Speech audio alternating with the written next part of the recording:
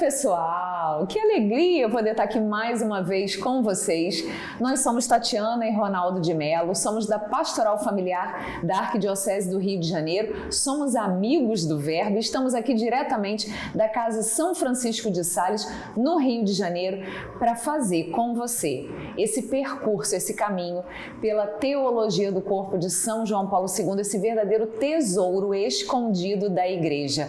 Você está no canal Web TV SDV, o canal das Sementes do Verbo no YouTube. O que você está esperando para se inscrever nesse canal? Está esperando Jesus Cristo voltar? Não espera mais. Se inscreve no canal, ativa o sininho, porque aqui tem muito conteúdo bom, de qualidade, para você crescer na sua espiritualidade. E nós estamos juntos aqui toda semana, um episódio novo, para que você conheça um pouco da teologia do corpo de São João Paulo II, o plano divino para o amor humano. Nós estamos no primeiro ciclo de catequeses, destrinchando, traduzindo um pouco para você o que São João Paulo II quer nos ensinar como magistério oficial da Igreja sobre o ser humano original. Ou seja, como é que Deus nos criou para ser? Qual é o nosso manual de instruções para que a gente possa funcionar bem? E hoje a gente queria comentar com vocês um trecho bem importante. A gente está nesse primeiro ciclo. Se você vem acompanhando os episódios, se você não está acompanhando, dá uma olhada na playlist aqui do canal. Tem todos os episódios dessa segunda temporada e tem também, se você perdeu e quiser maratonar, os episódios da primeira temporada, que são baseados no livro Amor e Responsabilidade, ainda do bispo Karol Wojtyla, que é o embrião da teologia do corpo. Mas nós já estamos no primeiro ciclo, já quase chegando no finalzinho do primeiro ciclo. Nesse primeiro ciclo, em que São João Paulo II fala sobre o ser humano original, ou seja, o ser humano como Deus o criou para ser, nós estamos trabalhando realidades da pré-história teológica. Ou seja, como é que o ser humano era antes do pecado original. É uma realidade que a gente não conhece. Então, nós podemos inferir pela palavra de Deus e estudar como é que nós fomos criados para ser. Quando a gente sabe, quando a gente conhece bem a nossa meta, para que a gente foi criado para ser, fica mais fácil a gente trilhar um caminho de santidade e a gente não se contentar com pouco. A gente não se contentar com nada menos do que a santidade original que Deus destinou para a gente, né? Jesus mesmo falou: sede perfeitos, como vosso Pai Celeste é perfeito. Nossa, como é que a gente pode ser perfeito? Vamos olhar então em como nós fomos criados para ser. Esse é o percurso que São João Paulo II quer fazer conosco nesse primeiro ciclo. Nós estamos comentando com vocês 6 conceitos muito importantes que eram características da humanidade como Deus a criou. Hoje a gente queria trabalhar com vocês a questão da inocência original, aprofundar um pouquinho mais em algo que é muito importante para a gente se entender enquanto ser humano e principalmente, não só, mas principalmente, na relação homem e mulher. E isso independe do estado de vida ao qual você é chamado, seja você chamado a ser consagrado, celibatário, religioso ou chamado ao matrimônio, como você se relacionar melhor sendo homem e mulher. A gente queria trabalhar justamente a questão do intercâmbio do dom, ou seja, Deus nos criou para que nós fôssemos um dom para o outro, um presente. Ele criou o homem para a mulher e a mulher para o homem. O que isso tem a ver com a questão da inocência original? E aí, como eu falei, a gente está falando de coisas que aconteceram antes do pecado, então a gente às vezes não consegue entender muito bem. Mal comparando mesmo, tá? Vamos imaginar uma criança bem pequena, com certeza você conhece ou já teve experiência de conviver com uma criança bem pequena. Você já reparou como uma criança pequena, inocente, não com aquela inocência, né? Porque todos nós já nascemos agora com o pecado original. Mas imagina só Uma criança pequena, inocente, como é que essa criança é quando ela se relaciona com os outros? Tudo para ela é motivo de alegria. Qualquer atenção que você dá para a criança, ela já gruda em você, ela já começa a te amar. Porque ela se sente amada. Basta você dar um pinguinho de atenção e ela já fica maravilhada, ela já começa a te amar, a andar atrás de você, a conversar com você.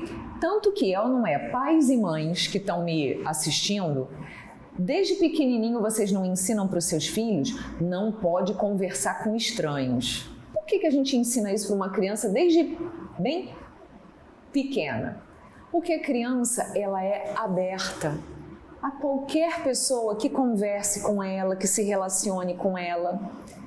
Se uma criança que já nasceu com o pecado original, que é contaminada pela concupiscência, ou seja, aquela má tendência que a gente tem para as coisas ruins, se uma criança, na sua inocência meramente humana, se ela é capaz de se abrir, de se alegrar, de amar e conviver com qualquer pessoa que dê um pouco de atenção para ela, agora imagina, potencializa isso pelo infinito.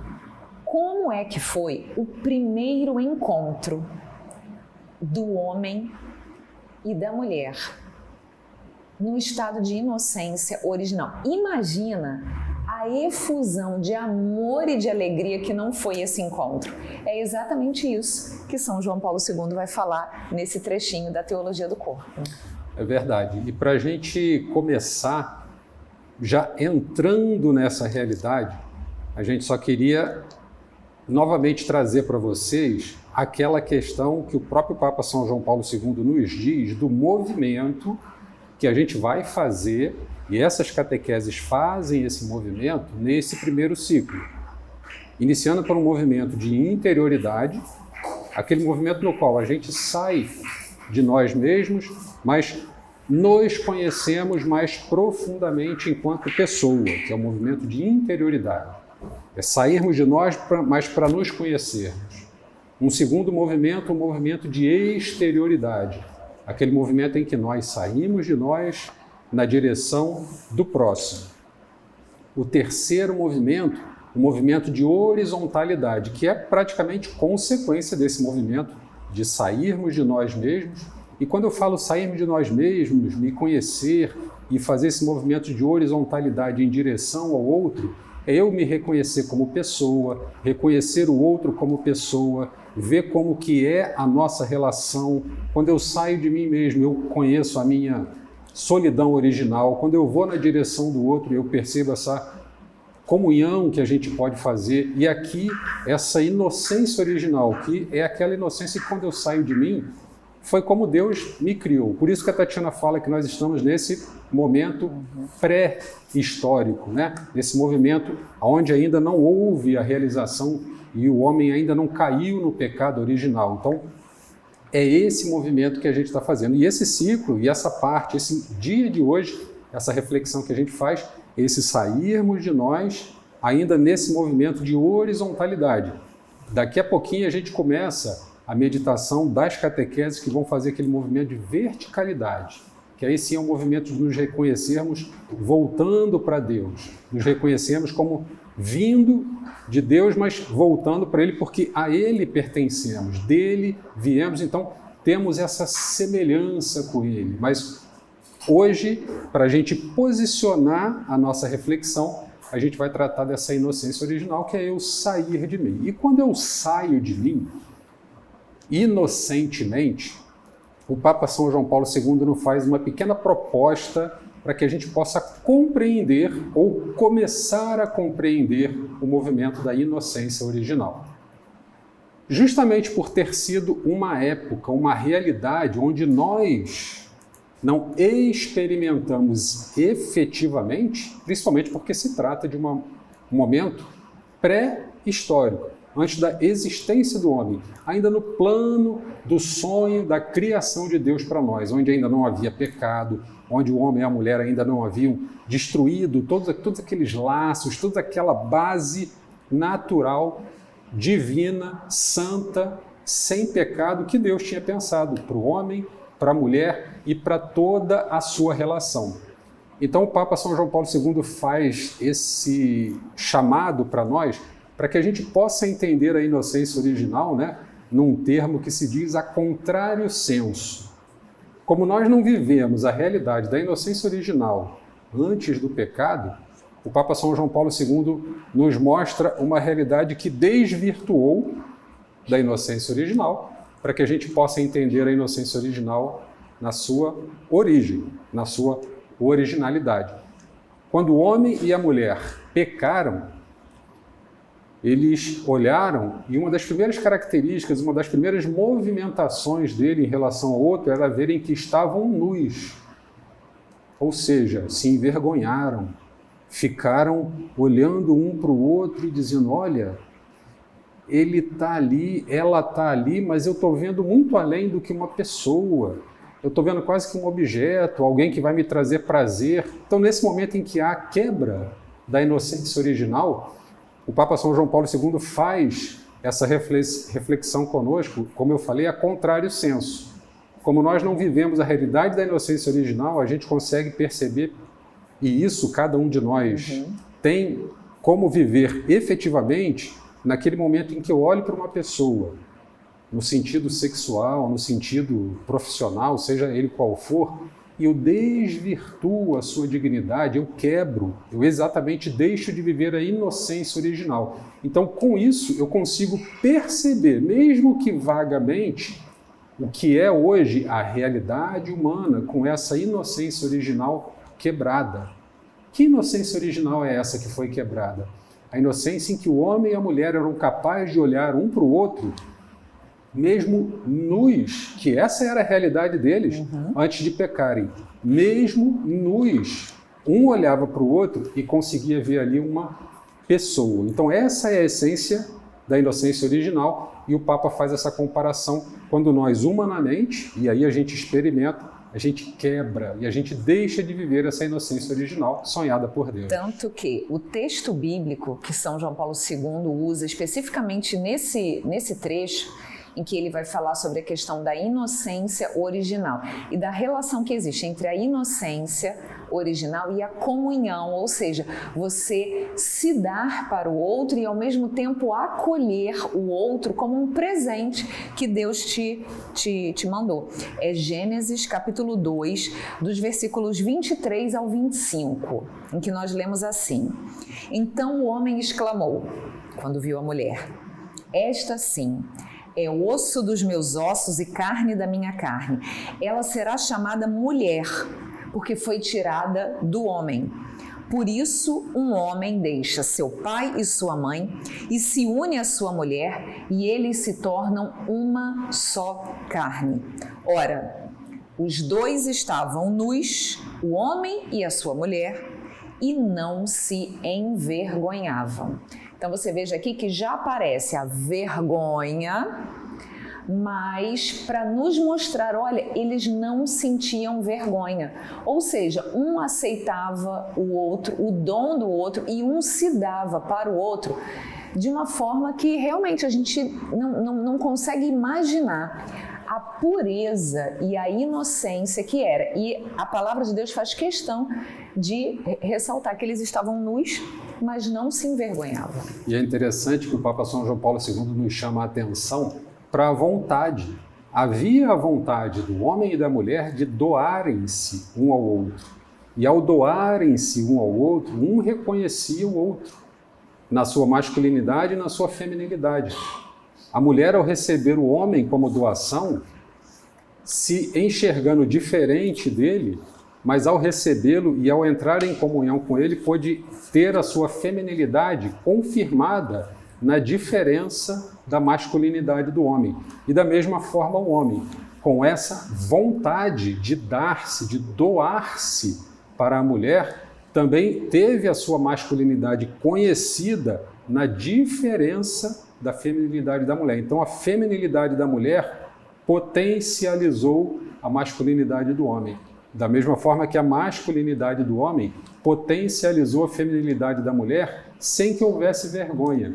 Essa é a grande questão da catequese que o Papa São João Paulo II traz para a gente é que não havia vergonha, apesar deles viverem toda essa realidade de comunhão entre um homem e uma mulher num casamento e entre um homem e uma mulher em qualquer relação de amizade, relação profissional, relação de comunidade, né? É eu conseguir conviver enquanto homem com uma mulher e uma mulher conseguir conviver enquanto mulher com um homem sem que haja aquela visão objetificada, né? O Papa até depois vai fazer, numa catequese um pouco mais para frente, ele faz a comparação da diferença entre o método da objetividade e o método da objetivação, né? São dois métodos científicos, vamos dizer assim, né? Onde o método da objetividade fala de você objetivamente chegar a alguma conclusão.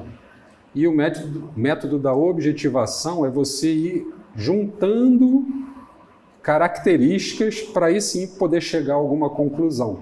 Então são duas metodologias e o Papa São João Paulo II fala que a teologia do corpo caminha no método da objetivação, que a gente tem realidades em que a gente não pôde viver, então a gente não conhece efetivamente. Então a gente precisa reunir características da palavra de Deus, da teologia, para que a gente possa efetivamente chegar a toda essa beleza que é a teologia do corpo que o Papa São João Paulo II nos apresenta. E em que isso pode me ajudar na minha vida prática? Em como eu sou hoje, já nós, infelizmente, contaminados pelo pecado, em que isso pode ajudar na minha vida?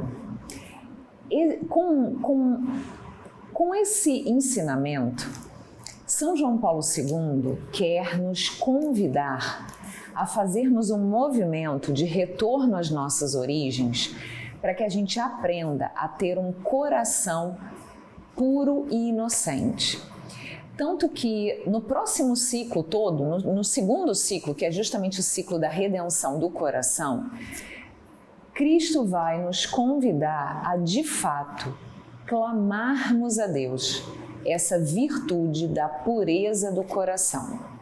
Nós não conseguiremos mais ser inocentes como o nosso primeiro pai, Adão, como a nossa primeira mãe, Eva, eram antes do pecado original. Nós não conseguimos mais isso. Mas a bondade e a inocência ainda habitam no nosso coração.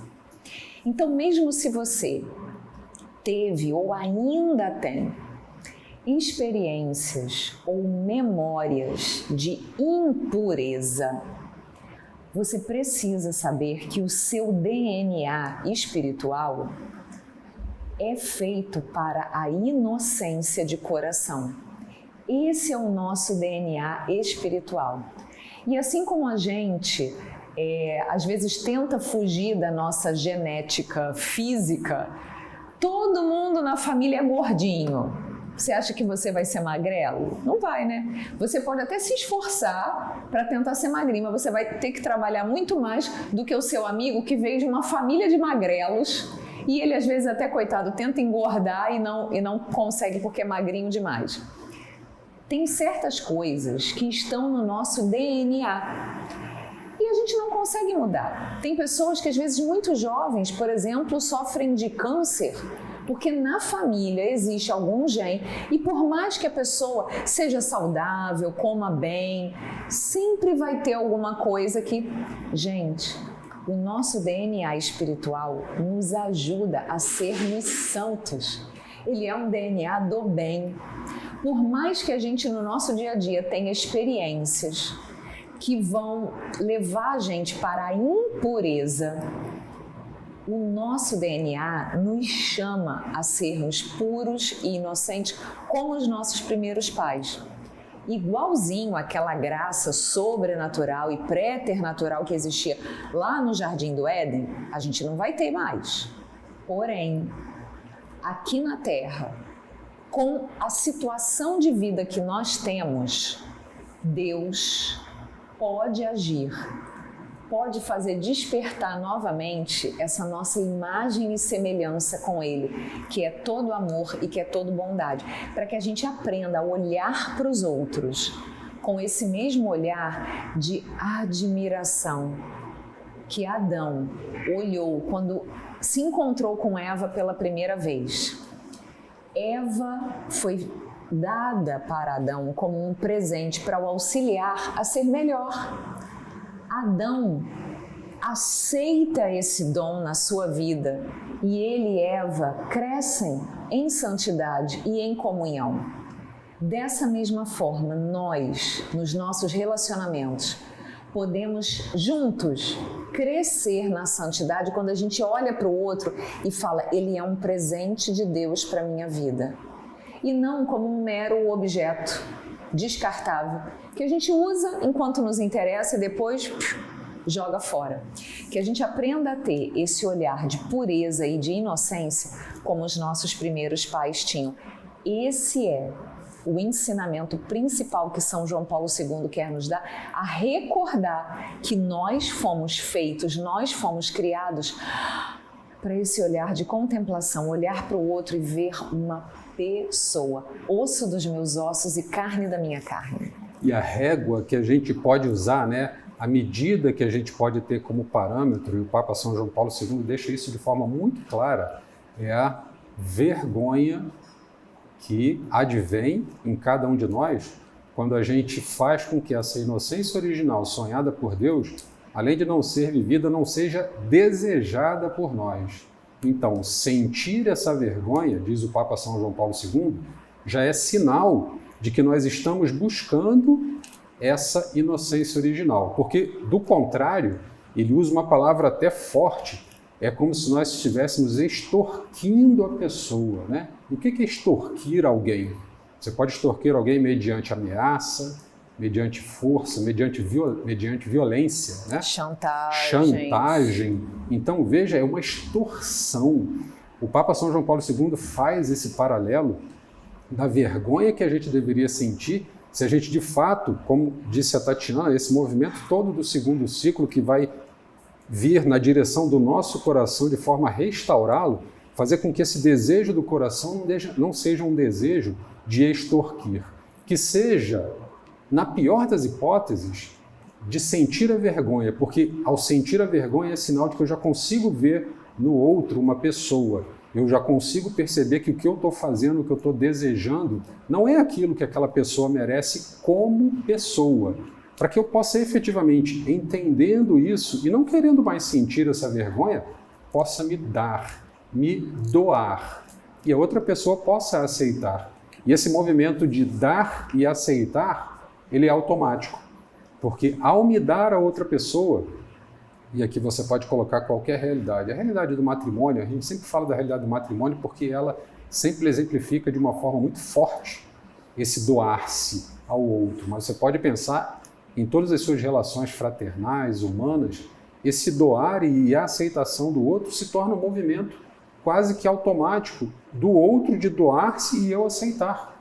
Porque eu não tenho vergonha de receber o outro nessa realidade, da mesma forma que eu não tenho vergonha de doar-me ao outro. Eu recebo o outro enquanto pessoa, enquanto esposa, enquanto esposo, enquanto amigo. Então é um movimento muito bonito. Aqui no Rio tinha uma figura conhecida que era o profeta Gentileza. E ele dizia, a frase inclusive conhecida no Brasil inteiro, gentileza gera gentileza. Quando eu sou capaz de verdadeiramente me entregar, me doar como esse dom desinteressado, o outro é comovido a também me aceitar e a retribuir com amor. Mas a gente vai aprofundar mais um pouquinho nisso no nosso próximo episódio. Então a gente quer te convidar a ficar ligadinho com a gente, porque semana que vem tem mais um programa Teologia do Corpo, Seed by Seed. Até lá!